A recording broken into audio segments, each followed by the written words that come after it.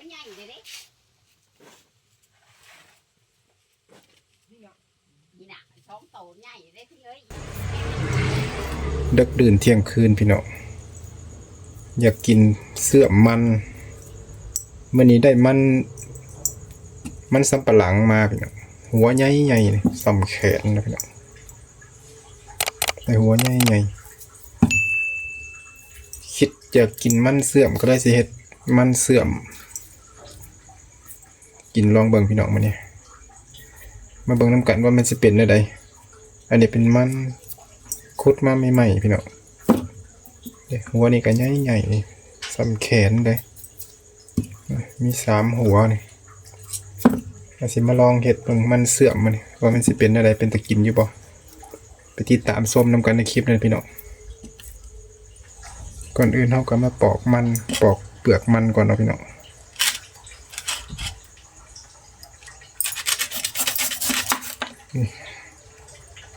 มัน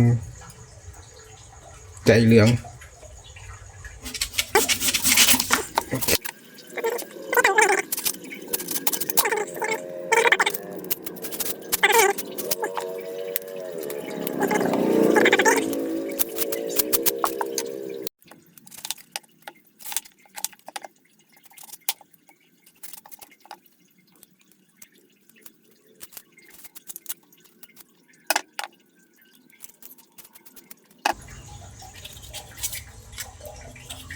ตัวนี้มันจากแมงแน่น้อยหนึ่งพี่น้อง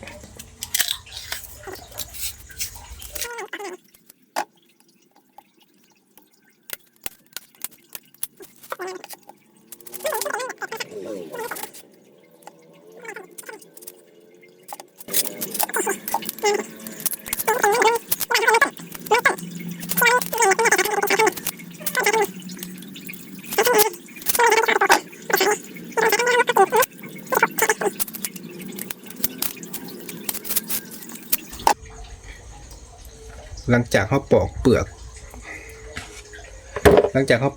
สำเร็จแล้วเนาะพี่น้องบัดนี้เขาก็สิมาหั่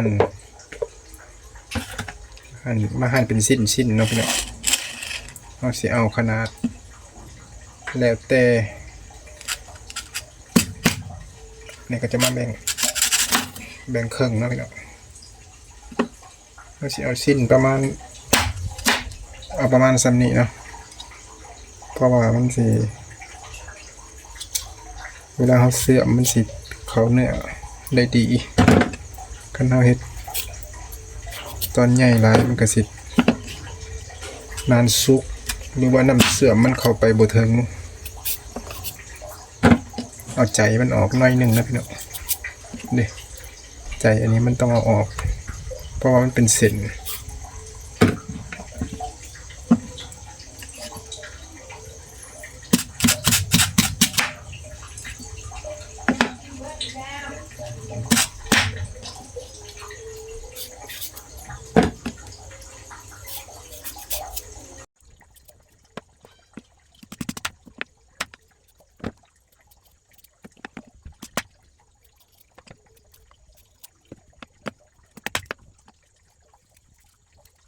แต่มันจะเป็นเส้นต้องออก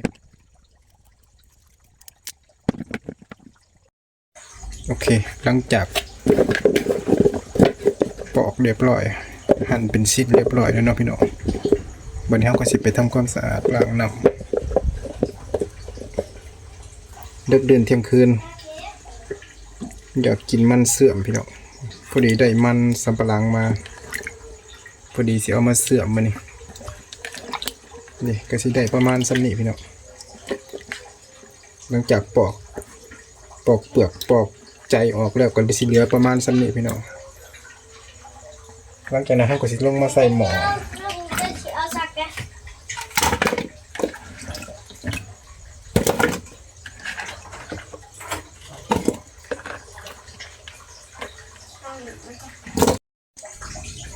หลังจากใส่หม้อแล้วเนาะเราก็ใส่น้ำตาลเป็นน้ำตาลทรายแดงใส่ลงไปก็เอาแล้วแต่ความสอบของไผมันเด้อ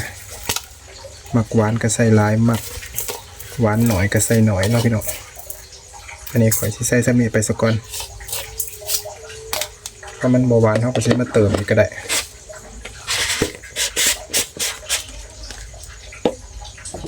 โอเค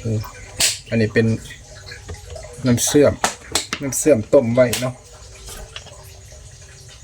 ก็จะใส่ลงไป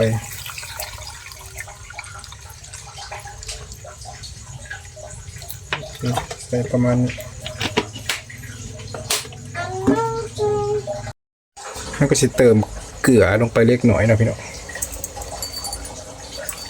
เพื่อไปตัดหวานหน่อยนึงโอเคเนาะพี่น้องเรียกว่าสำเร็จหลังจากนั้นเราก็มาตั้งไฟไว้ประมาณ20 นาทีเนาะพี่น้องหรือว่า15 นาทีก็ได้เดี๋ยวเรามาลุ้นน้ำกันอีกเท่านึงเนาะพี่น้องเนาะหลังจากที่เราไปข้างไฟทำอิฐหลังจากนั้นเราก็มา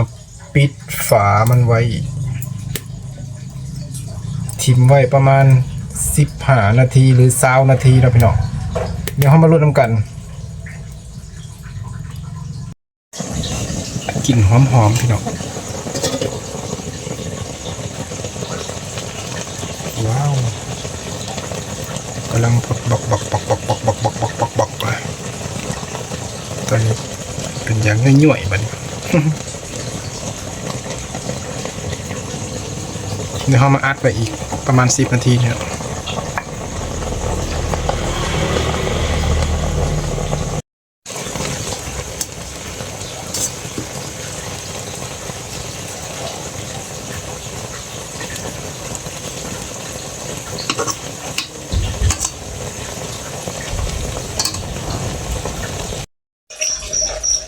ผลสุดท้ายใหม่หมอพี่น้องเอ้ยลืมมาเบิ่งพุ่นน่ะใหม่ดำปื้อๆเลยบาดนี้ บ่เป็นตะกินเลยจบกันพี่น้องมันเสื่อมไฟใหม่หมอบ่ได้มาเฝ้าใหม่เรียบร้อย